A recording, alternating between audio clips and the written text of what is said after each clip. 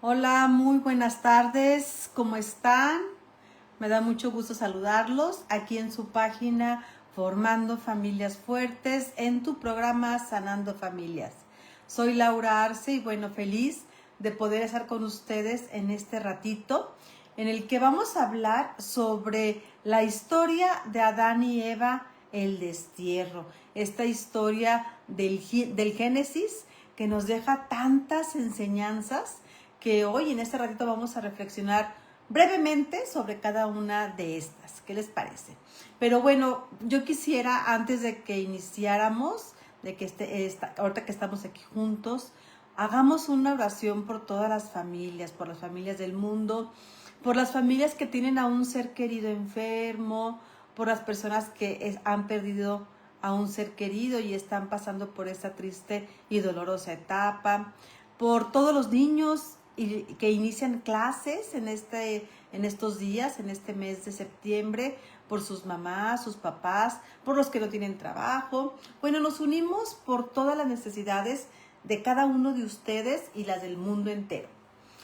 Y vamos a empezar en el nombre del Padre, del Hijo y del Espíritu Santo. Amén. Señor Dios, tú que eres el Padre de todos y fuente de amor, te presentamos a cada familia del mundo. Bendice nuestros hogares con tu paz. Haz que en ellos reine la unidad, el respeto y el perdón. Que el diálogo sincero y el servicio mutuo sean el camino para crecer en el amor. Protege a los padres para que con sabiduría y ternura eduquen a sus hijos en la fe y en los valores que dan vida. Fortalece a los hijos para que sean agradecidos y responsables y sepan corresponder con amor al gran esfuerzo que hacen sus padres. Acompaña a los abuelos para que su experiencia y ejemplo sean luz para las nuevas generaciones. Sostén a las familias que atraviesan dificultades para que no se desanimen, sino que confíen en tu providencia. Virgen María, Madre de la Sagrada Familia, intercede por nosotros y enséñanos a vivir unidos en el amor, siguiendo a tu Hijo Jesús, que es el camino, la verdad y la vida. Amén. Y bueno, pues vamos a empezar con el tema del día de hoy, porque está muy bueno y es un poco extenso, pero no por eso menos importante. Y quiero aclarar, antes de empezar este tema, que este relato de la Biblia no se propone iniciar una discusión acerca de lo que pasó, ¿no? En la prehistoria de la humanidad. Si el género humano desciende de una sola o de varias parejas, porque bueno, pues eso le queda más bien a la ciencia para investigarlo. Y también no vamos a enfocarnos nada más en que si una sola pareja fue la que pecó o fueron varias, porque creo que es algo que realmente no tiene importancia. Lo que es realmente importante y trascendente, es las enseñanzas que nos deja este relato del Génesis. Y bueno, este libro es un libro inspirado de la Biblia, escogido desde hace muchísimos siglos antes de que Cristo viniera para formar parte de lo que era el Corán, o lo que es el Corán de los que usan nuestros hermanos los judíos. Y bueno, pues San Pablo también nos explica un poco en la carta a los Romanos, en el capítulo 5, versículo 17, y algunos que siguen, que dice: si bien reinó la muerte por culpa de uno solo, aquí haciendo referencia a Adán, con mucha más razón, gracias a uno solo, Jesucristo, todos aquellos que aprovechan el derroche de la gracia y el don de la justicia reinarán en la vida. Pues si es verdad que una sola transgresión acarreó sentencia de muerte para todos, asimismo la absolución merecida por uno solo procuró perdón y vida para todos. Esto quiere decir que si el pecado entró por Adán al mundo, también por Jesús en el mundo, viniendo al mundo, llegó la salvación. Y bueno, con respecto a la realidad del pecado original, la Iglesia enseña lo siguiente en el catecismo de la Iglesia Católica. El relato de la caída utiliza un lenguaje hecho de imágenes, pero afirma un acontecimiento primordial, un hecho que tuvo lugar al principio de la historia del hombre. La revelación nos da la certeza de fe de que toda la historia humana está marcada por el pecado original libremente cometido por nuestros primeros padres. Y bueno, pues ya hecha esta aclaración, comenzamos y nos adentramos en este tema, el destierro de Adán y de Eva, ¿no? Y bueno, pues es que el destierro de Adán y de Eva del jardín del Edén es una consecuencia del pecado original. Es la ruptura de la amistad con Dios y la pérdida de la gracia que transmitieron a toda la humanidad. Este evento implicó la expulsión del paraíso, el sometimiento al sufrimiento, al trabajo y la muerte, y la consecuente separación física y espiritual de Dios para toda la humanidad. Y es que fíjense, bueno, vamos a leerlo ahorita, vamos a ir avanzando y vamos a ir viendo cómo fue la idea original, ¿no?, de Dios, y cómo esto vino cambiando a través de la actitud y del pecado, pues, de nuestros padres, de los primeros padres, ¿no?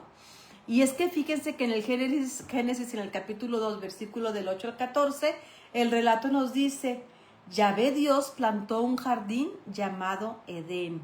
Había muchos tipos de árboles agradables a la vista y buenos para comer. Y en el centro de ese jardín puso 2 árboles, el árbol de la vida y el árbol de la ciencia del bien y el mal. Se nos da una ubicación geográfica y nos menciona varios ríos desconocidos a la fecha, pero menciona dos ríos que sí conocemos. El Edén habría estado situado entonces entre los ríos Tigris y Éufrates, en el Medio Oriente, en lo que actualmente vendría siendo Irak. Para entender un poco más esta referencia, debemos saber que este pasaje fue escrito durante el destierro del pueblo de Israel hacia el imperio babilónico entre los años 538 al 586, más o menos, antes de Cristo. Seguramente el geógrafo conoció la riqueza forestal de la región y la belleza de los jardines de Babilonia, ubicados precisamente en estos lugares de los que estamos hablando y de los que la Biblia nos relata, y catalogados como una de las 7 maravillas del mundo antiguo. Y bueno, más adelante, en el versículo 7, nos dice la Biblia: Yahvé formó al hombre en polvo de la tierra, sopló en su nariz el aliento de vida y el hombre tuvo aliento y vida. El aliento en el Antiguo Testamento representa el Espíritu. O sea, en este caso, el Espíritu de Dios, que a partir de ese momento habita en el ser humano. Es lo que Dios sopló, lo que Dios nos da al momento de dar la vida. Sopla su Espíritu sobre nosotros, ¿no? Debemos notar que Dios no hizo lo mismo con ningún animal. Todos los animales Dios simplemente los crea, pero al ser humano lo hace diferente. Le infunde, aparte de que lo hace a su imagen y semejanza, le infunde su aliento de vida. Refleja de esta manera un trato preferente hacia el ser humano y una categoría especial, pues es el único ser que lleva en sí el Espíritu de Dios. Los animalitos, las plantas, aunque tengan vida, no llevan el Espíritu, no llevan el aliento de Dios. No son como nosotros, hijos de Dios, semejantes a Él, ¿no? Y bueno, también fíjense que en el capítulo, nos habla en el versículo 15 de este mismo capítulo 2, que Yahvé, Dios, tomó al hombre y lo puso en el jardín del Edén para que lo cultivara y lo cuidara. O sea, lo pone en el jardín para que el hombre trabaje ahí, lo cultive y lo cuide. Este versículo tiene este punto que es muy interesante, porque es la primera vez que se menciona en las Sagradas Escrituras el tema del trabajo. Y bueno, pues hay mucha gente que cree que antes del pecado el ser humano no tenía que trabajar. Se la pasaba así como, relajado, bien a gusto, sin hacer nada. Y no, sino que el trabajo vino y piensan que el trabajo vino como consecuencia del pecado, pero no es así. Esto es, pensar en esto, en que el trabajo es como consecuencia del pecado, es incorrecto, porque acuérdense que aquí en el versículo 15 nos dice que lo cultivara y lo cuidara. Sin embargo, después, pues pasa algo que convierte el trabajo en algo como forzoso, ¿no? Como algo parte de, ¿no? Entonces, este pasaje nos aclara esa idea que Dios pone al hombre en el Edén para que lo cultive y lo cuide. Eso nos dice que el trabajo, pues, es algo bueno, es positivo y que es querido, y aparte de todo, que es planeado por Dios. O sea, el trabajo, Dios lo tenía en su mente, ¿no?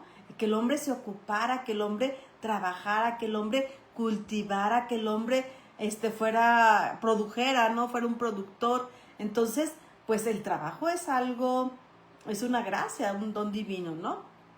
Entonces, no debemos de tener en nuestra mente la idea de que el trabajo es algo malo. Más tarde Jesús retoma esta idea en el Evangelio de San Juan, en el capítulo 5, versículo 17. Dice, fíjense lo que dice Jesús: mi Padre sigue trabajando y yo también trabajo. Ahí Jesús nos recuerda que Dios continúa creando. Posiblemente, pues en este momento a lo mejor está creando nuevas galaxias, nuevos mundos, un lugar remoto, y sin duda sigue creando vida también en nuestro planeta, incluyendo las almas de estos nuevos bebés que van a nacer o que están naciendo en este momento. Jesús, también a ejemplo de su Padre, continúa esa misión salvadora, ese trabajo, ¿no? Y eso también es una invitación para todos nosotros, para darle una dimensión divina a nuestro trabajo, mejorando nuestro mundo de la mano de Dios. O sea, nosotros tenemos que ver el trabajo como una dignidad, como un don, como un regalo y como una oportunidad que tenemos, ¿no? Que Dios nos ha concedido, el trabajo. Y también, fíjense, habla aquí del dominio de la creación, ¿no? En el versículo 20 dice que el hombre puso nombre a todos los animales, a las aves del cielo y a las fieras salvajes. Y pues es que en la mentalidad judía, el poner nombre a algo es tener una autoridad, ¿sí? O sea, cuando Dios le pide al hombre que él sea el que le ponga el nombre a los animales, le da la autoridad y el dominio sobre ellos, ¿no? Entonces el ser humano es el que tiene esa autoridad sobre los animales, las aves del cielo y las fieras salvajes, ¿sí? Pero bueno, algo más pasa en el versículo 18. Dicen las Escrituras, Yahvé Dios dijo, no es bueno que el hombre esté solo. Voy a hacerle una compañera a su semejanza.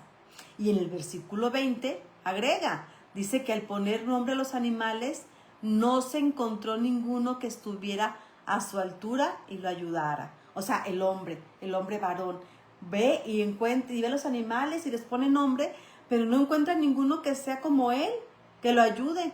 Entonces, Yahvé Dios hace caer al hombre en un sueño profundo, se duerme, le saca de sus costillas y rellena el hueco con carne. De la costilla que Yahvé había sacado, al hombre forma la mujer y se la lleva ante el hombre. Si el hueso lo hubiera sacado de la cabeza, la mujer hubiera sido superior. Si lo hubiera sacado de los pies, indicaría que es inferior. El hecho de que tome la costilla del hombre y lo simboliza, ¿no?, la igualdad entre el hombre y la mujer. Y atención, que estamos hablando de un relato de más de 2500 años. Y ya desde entonces, y mucho antes de las modas actuales, Dios nuestro Señor nos estaba diciendo que el hombre y la mujer son iguales en derecho y en dignidad. Y bueno, continúa el relato. Ante eso, el hombre exclamó, esta sí es hueso de mis huesos y carne de mi carne. Esta será llamada varona, bueno, así le ponen, ¿no? Porque del varón ha sido tomada. Entonces, Dios crea al hombre y a la mujer, bueno, lo simbolizan aquí, del relato que sale de la costilla del hombre, la hace diferente, pero con el mismo valor y la misma dignidad. Y esto desde antes, o sea, que las cosas fueron cambiando y que la mujer el hombre también la fue sometiendo y todo eso. Bueno, pues eso es otro rollo, ¿no? Pero bueno, vamos a hablar, ay, permítanme un segundito porque está entrando por aquí una llamada. El versículo 24 dice, por eso el hombre dejará a su padre, a su madre, para unirse y formar y ser una sola carne. Ya desde aquí pues está viendo que en las Sagradas Escrituras cómo el hombre y la mujer están llamados a formar una nueva pareja, una nueva familia según el plan de Dios y su visión. Por eso Dios los creó para que se hicieran uno solo y dieran vida, ¿sí? Este hecho también es retomado por Jesús en el Evangelio de según San Mateo, en el capítulo 19, versículo 5. En este pasaje, pues, bueno, quieren poner a prueba a Jesús y le preguntan los fariseos, ¿le está permitido a un hombre divorciarse de su mujer por cualquier motivo? Y en aquella época sí se podía y sí se permitía el divorcio, aunque solo se le permitía por parte del hombre. O sea, si la mujer no tenía el derecho, ¿no?, a decir me quiero divorciar del hombre. Era el hombre el que se divorciaba de la mujer. Y bueno, Jesús contesta, de esta manera, ¿no? Responde, ¿no han leído que el Creador al principio los hizo hombre y mujer? Por eso el hombre dejará a su padre y a su madre y se unirá con su mujer y serán los dos una sola carne. De manera que ya no son dos, sino una sola carne. Pues bien, lo que Dios ha unido, que no lo separe el hombre. En el Evangelio Jesús cita específicamente este pasaje del Génesis y les recuerda que el divorcio no forma parte del plan divino. Entonces ellos después, bueno, más adelante le dicen los fariseos que pues Moisés lo permitió y Jesús les contesta, sí, porque habían endurecido su corazón.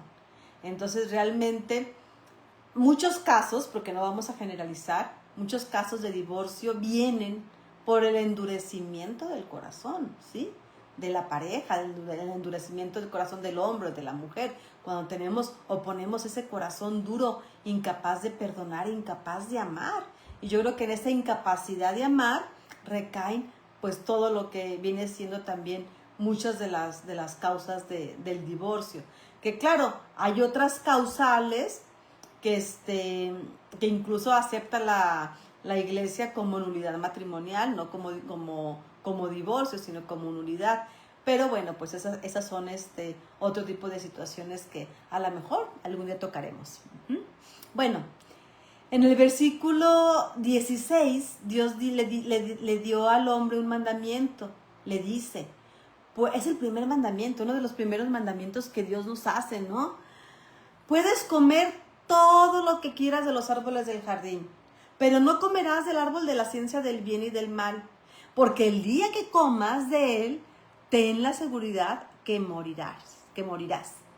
No les da más datos, solo le pide tener confianza en él, aunque sí le aclara que si desobedecen, morirán. Y bueno, pues ya sabemos lo que pasa, ¿no? Que se acerca la serpiente a la mujer y le dice que si no les gustaría ser como dioses, ¿no? Pues la tentación, el mal, bueno, que ya existía y que ya estaba ahí, pero que el hombre en su libertad y en la libertad que Dios nos ha dado, tiene la capacidad de elegir. Si Dios ya, y que la seguimos teniendo, ¿no? O sea, seguimos teniendo esa capacidad de elegir entre el bien y el mal. Es que ese árbol, todavía Dios nos sigue diciendo, no comas de porque vas a morir. Porque al comer de o al elegir esto, tú caes en pecado. Entonces tú caes en pecado y muere tu espíritu. Muere una parte de ti, se ensucia, ¿sí? Entonces, bueno, vamos a ver qué pasa. Porque en el versículo 25, en las Sagradas Escrituras indican que los dos estaban desnudos, hombre y mujer, pero no sentían vergüenza. ¿Por qué? Porque en esta frase la desnudez simboliza el estado original de gracia y pureza. no tenían morbosidad, no había el mal, no pensaban en el mal, no estaba eso dentro de su corazón, dentro de su mente, ¿sí? Había santidad en el ser humano, vivía en comunión con Dios, estaba ahí en la presencia de Dios, en ese jardín podían ver y hablar con Dios constantemente, ¿sí?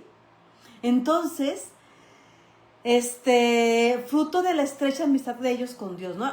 Por eso la Escritura destaca que ambos estaban desnudos, pero no sentían vergüenza. Entonces se dan cuenta que están desnudos y cuando comen, ¿no? del árbol, que simbolizan como la manzana, ¿no? Por la palabra, porque creo que mal en el, no sé si es en el hebreo o griego, casi es muy semejante a manzana, por eso le han dado el nombre de manzana, ¿no? Que era una manzana la que comen y por eso caen y en el pecado y todo. Bueno, otros, esos ya son simbolismos y todo lo que queramos pensar, pero creo que lo central de todo esto es darnos cuenta que seguimos teniendo esa misma libertad y que podemos seguir viviendo en el mismo paraíso, ¿no? A lo mejor ya por nuestra situación no podemos ver a Dios aquí, pero sí podemos sentir su presencia, podemos comulgar, podemos vivir en el estado de gracia y podemos hacer puros nuestros pensamientos y tener pureza también de corazón, ¿no? Entonces, bueno, el estado de gracia original, en este punto es bueno detenernos a reflexionar cómo era ese estado de gracia original. La Iglesia nos lo explica en el Catecismo también de la Iglesia Católica. Dice, por la irradiación de la gracia divinas, todas las dimensiones de la vida del hombre estaban fortalecidas. Mientras permaneciese en la intimidad con Dios, el hombre no debía morir ni sufrir. O sea, antes de cometer el pecado, ese pecado, el que llamamos el pecado original, el hombre no tenía ni que morir ni sufrir, gozaba. O sea, es a lo que Dios nos llama en el paraíso.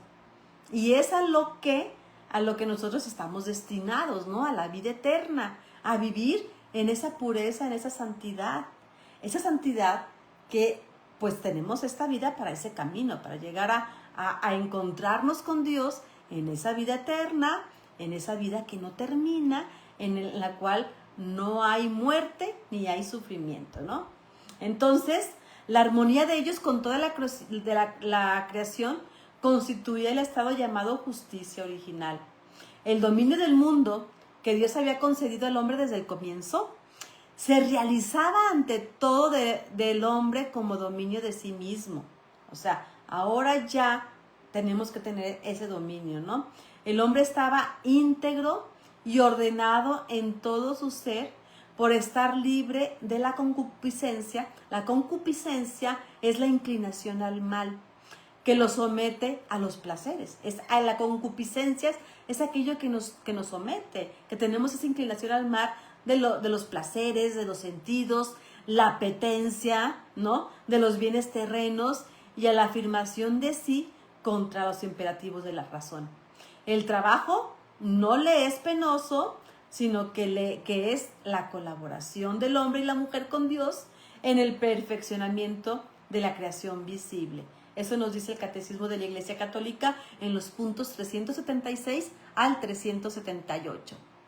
Y bueno, entonces, ¿qué pasa? Pues que el hombre cae en un sentido de debilidad y sojuzgamiento.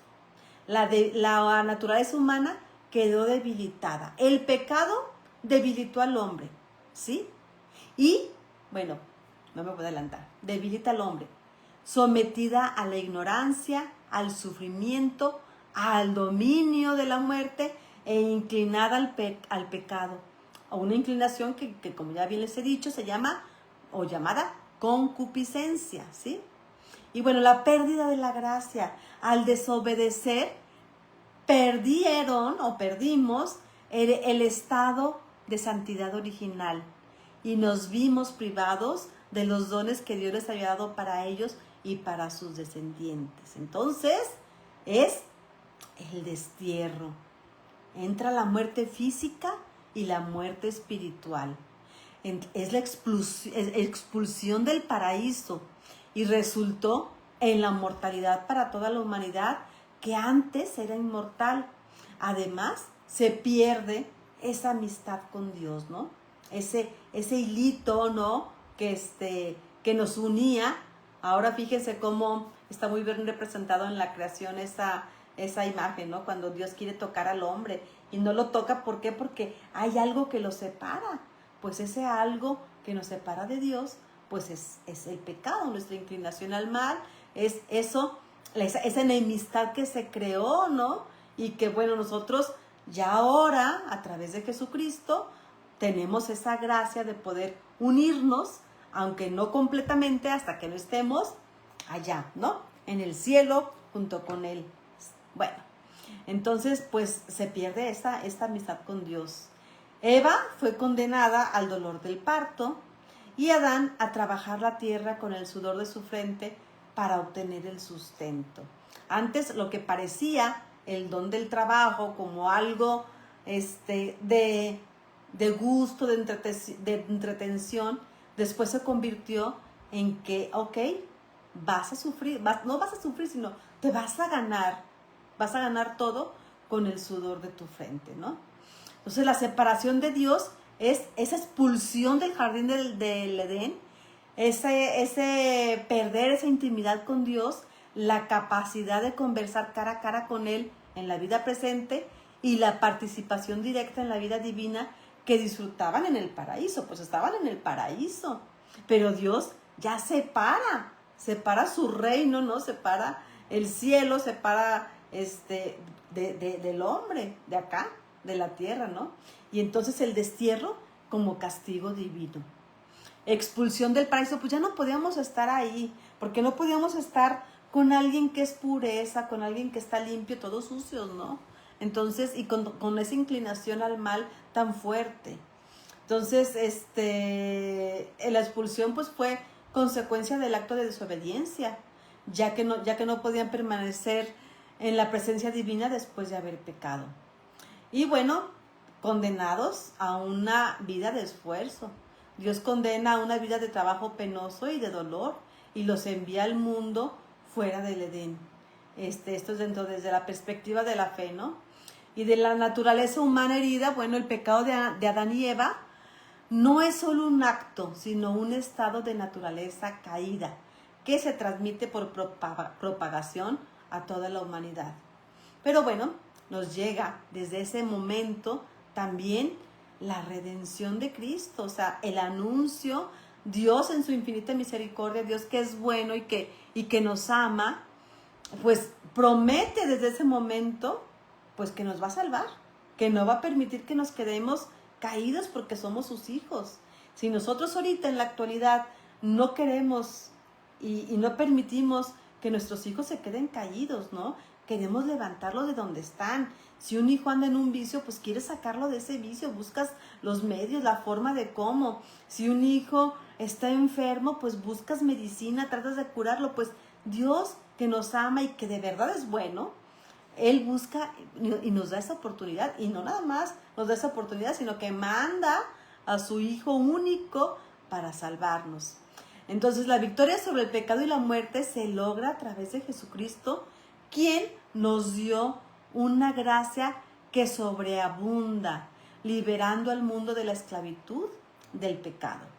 Entonces, el significado para la vida cristiana es que el destierro de Adán y Eva nos recuerda, a ti y a mí, la necesidad de buscar a Dios, de vivir con libertad y de esforzarnos por ser sus discípulos, unidos a su gracia para vivir una vida de santidad. Porque solamente santos se entra en el reino de los cielos. Y entonces esta vida, aunque a veces pueda parecer injusta, pueda parecer difícil, o el dolor o el sufrimiento que a veces no queremos padecer, es necesario como camino de santidad y de perfección. Y también como camino que nos ayude a vencernos a nosotros mismos y a vivir unidos en gracia con Dios. Entonces pidamos de verdad a Dios que nos ayude a vivir en santidad, a vencer nuestra concupiscencia, esa inclinación que tenemos al mal. Y pues todo lo podemos en Cristo, como dice San Pablo, todo lo puedo en Cristo que es mi fortaleza. Y pues la invitación a vivir en la gracia de Dios y no a vivir como desterrados, sino como hijos amados, porque gracias a Jesucristo entramos en comunión con Dios nuestro Señor. Pues que Dios los bendiga y bueno, nos escuchamos la próxima semana con el favor de Dios. Soy Laura Arce y nos vemos. Hasta la próxima.